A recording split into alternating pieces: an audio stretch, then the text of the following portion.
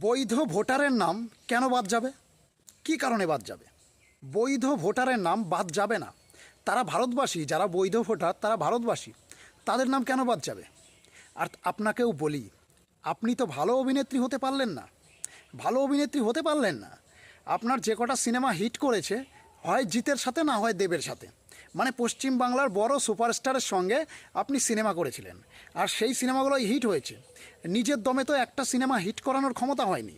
অতএব আপনি একজন ভালো অভিনেত্রী কখনোই হতে পারেননি।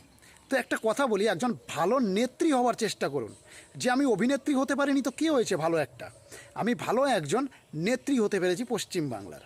এইসব ভুল ভাল ফাউ বকে কোনো লাভ নেই। যে যদি বৈধ ভোটারের নাম কাটা যায় তাহলে এর বাড়ি ঘেরাও করব, তার বাড়ি ঘেরাও করব, হ্যান করব, ত্যান করব। কেন আপনার কনফিডেন্স নেই? আপনি জানেন না যে পশ্চিম বাংলায় কতগুলো বাংলাদেশি আছে, কতগুলো রোহিঙ্গা আছে? এটা নিশ্চয়ই অজানা নয় আপনার। তাদের নামগুলোই বাদ যাবে, বৈধ ভোটারের নাম একটাও বাদ যাবে না। বুঝতে পেরেছেন ম্যাডাম? একজন ভালো অভিনেত্রী আপনি হতে পারেননি কখনো। একজন ভালো নেত্রী হওয়ার চেষ্টা করুন। পশ্চিম বাংলার মানুষের সাথে থাকুন, ভারতবর্ষের সাথে থাকুন।